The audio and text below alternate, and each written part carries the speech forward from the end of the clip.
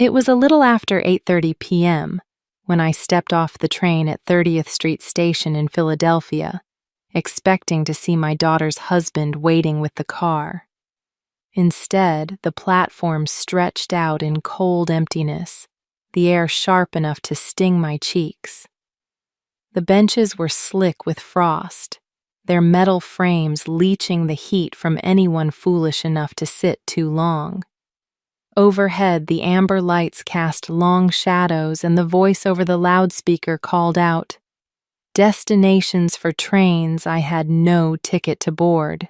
I told myself there had to be a mix-up. Maybe he was running late. Maybe he had been caught in traffic. But when I checked my phone, there was only a short message from Grant. He said something about having an errand to run and that I could wait inside for a while. The part he didn't mention was that my wallet, phone charger, and even my small travel bag were still in the back seat of his car when he drove away. It didn't take long for the realization to sink in. This wasn't an accident.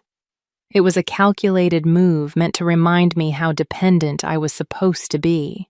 I sat down on the hardest bench I could find, almost as if punishing myself for not seeing it coming. My breath fogged in the cold, curling upward before fading into the cavernous air of the station. I felt the insult in my bones, but I also felt something else, an unexpected steadiness, like a hidden layer of steel. He thought I had nothing. He thought leaving me here would break me. A voice broke into my thoughts. A woman in her late 50s wearing a deep blue coat and carrying a tote bag covered in pins stood near me. She introduced herself as Dolores, but told me everyone called her Dee. She worked late cleaning offices nearby and offered to walk me across the street to a warm lobby where I could sit until morning. I hesitated for a second, then accepted. The office building was quiet, smelling faintly of lemon polish and paper. Dee poured me a cup of coffee from a machine in the corner and set it on the table between us. She didn't ask questions, just sat nearby sorting papers, giving me the space to gather my thoughts. I stared into the dark surface of the coffee, feeling the weight of the day shift into something sharper. By the time the clock on the wall read 9:45, I knew exactly what I would do. In the morning, I would call Nolan Price, my lawyer, and Camille Ortega, the private investigator I had used before. Grant had no idea that for the past 20 years I had been building something quiet and solid. He believed I was just a retired math teacher with a pension. The truth was I had millions, and he had just made the mistake of his life. After my husband passed, the silence in our small apartment felt heavy, like a weight pressing in from all sides. Lily was only 10, and I worked 2 jobs to keep us afloat.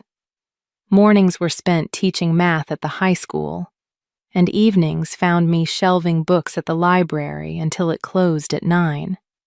Every paycheck was stretched until it almost tore, but I made sure there was food on the table and shoes on her feet. Somewhere in those years, I started noticing the for sale signs that seemed to linger on certain streets in South Philly. Small row houses with peeling paint and sagging porches sat for months without buyers. I began reading everything I could about real estate, first out of curiosity, then out of a quiet hunger to change our future. The first property I bought was a narrow brick house on a street most people avoided. I lived in one unit and rented out the other. The rent covered the mortgage, and for the first time since my husband's death, I felt a thin margin of safety under my feet. Over the years, I repeated the process. I bought low, repaired what I could with my own hands, and sold when the time was right. Sometimes I held onto a house for years, letting the value grow like a seed beneath the soil. My life stayed modest on the outside. I drove the same sedan for over a decade, wore clothes until the fabric thinned, and cooked simple meals. Even Lily didn't know the full scope of what I had built. I told her it was important to live within our means, but the truth was I wanted her to grow up valuing people over possessions. When she married Grant, I saw early signs that unsettled me. He liked to make decisions for her from where they lived to what she wore to family events. He spoke over her in conversations subtle enough that others might not notice. To him, money was leverage, and control was love. I kept my distance, listening more than speaking, all while expanding my quiet empire in the background. Each property, each investment was another brick in a wall I hoped we'd never have to use. But now, sitting in that warm office lobby after the train station, I knew that wall was about to serve its purpose. The restaurant was all white linens and soft piano music, sunlight spilling in through tall windows. Grant ordered for both of us without asking what I wanted, his voice smooth, almost warm. Midway through the meal, he leaned forward and suggested I move $50,000 into what he called the family account. He spoke like it was a formality, as if my agreement was already assumed. I stirred my coffee slowly, letting the spoon tap against the cup. Then I asked what exactly he meant by family. I wanted to know if I would still have access to the funds once they were transferred. He smiled, dismissing my question, and talked about shared trust. My fingers brushed the small recorder in my jacket pocket, already running its use well within legal limits in Pennsylvania. I let the conversation flow, asking seemingly harmless questions that I knew would sound very different when replayed in court. That evening, Nolan called with updates. He and Camille had been digging into financial records tied to Grant. They found 2 credit cards opened in Lily's name, charges stacking up for items she never bought. Worse, there was a life insurance application listing Lily as the insured with a suspicious signature that didn't match hers. Camille's voice was steady, but I could hear the edge beneath it. This was more than greed. It was a setup waiting to happen. I sat on my couch with the lights low, the recording from lunch playing through a small speaker. Every word from Grant sounded heavier now, the tone sharper than I had noticed in the moment. My mind replayed Lily's quiet hesitations in recent months, the way she avoided eye contact when I asked about her marriage. By the time the recording clicked off, I knew what had to be done. This wasn't about the $50,000, or even the properties he thought I didn't have. It was about protecting my daughter from a man who saw her as a tool.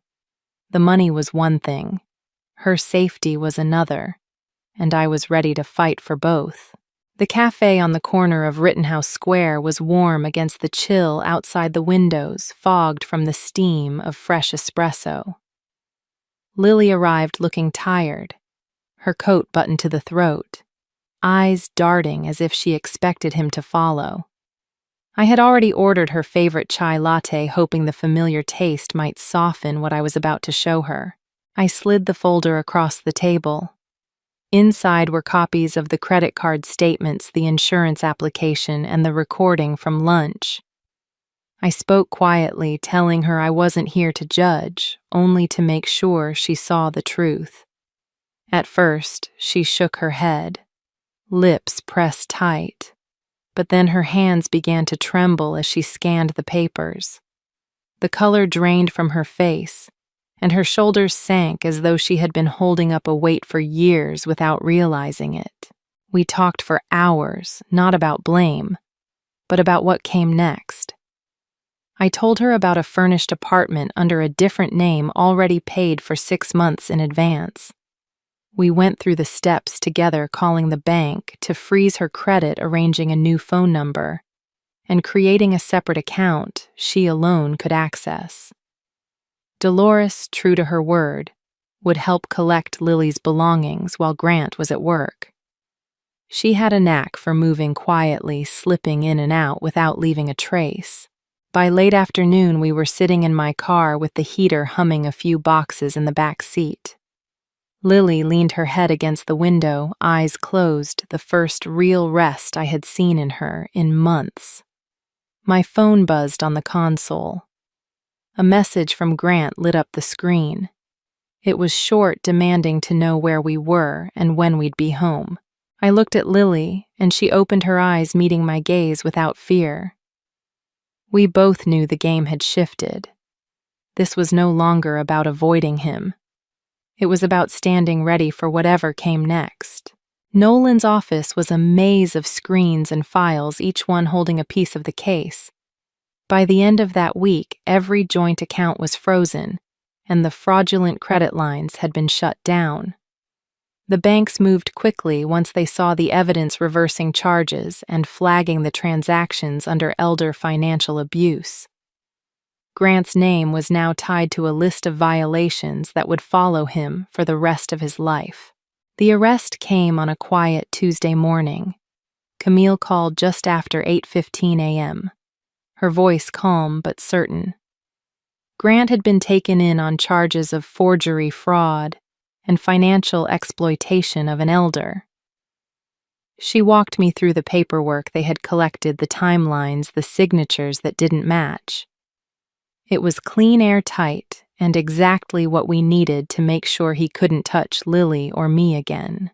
Later that afternoon, Camille stopped by with one last piece of information.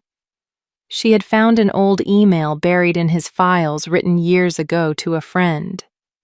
In it, he admitted to owing thousands in medical bills for his mother's care debts that had pushed him toward gambling as a way out. He had lost more than he could afford, and the spiral had only deepened over time. I read the message twice, feeling a strange weight settle in my chest. It didn't excuse what he had done.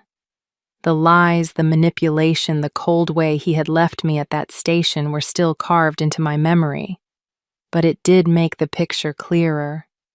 His cruelty had roots tangled and rotted, and somewhere in there was a man who had once been a son trying to save his mother. When I left Nolan's office that evening, the air felt sharper, cleaner. Justice had been served. The accounts were safe. Lily was free. And while the trust between us and Grant was gone, I could walk away knowing I had stopped the harm without carrying his bitterness as my own. Lily began therapy on a cool September morning, walking into the small clinic with a steady step I had not seen in years. She enrolled in part-time classes at the community college, determined to earn her nursing degree. Watching her rebuild her life piece by piece reminded me that recovery is not loud or sudden. It is quiet work that grows roots deep enough to hold through any storm. I put my own plans in motion too. The Hart Family Trust for Safety became official within weeks, dedicated to helping victims of elder financial abuse reclaim stability. The old waiting hall at the train station where Grant had left me was now renovated into a warm community space, its brick walls painted in soft light, with a sign over the doorway that read, "For those who were left behind." Every time I walked past it, I felt a small, steady pride. One afternoon, a letter arrived with Grant's handwriting on the envelope. Inside, his words were careful, almost hesitant. He apologized for what he had done, for the harm he had caused, and wished us well. I read it twice, then placed it in a folder. I could acknowledge his remorse without letting him back into our lives. Some boundaries are not meant to be crossed again.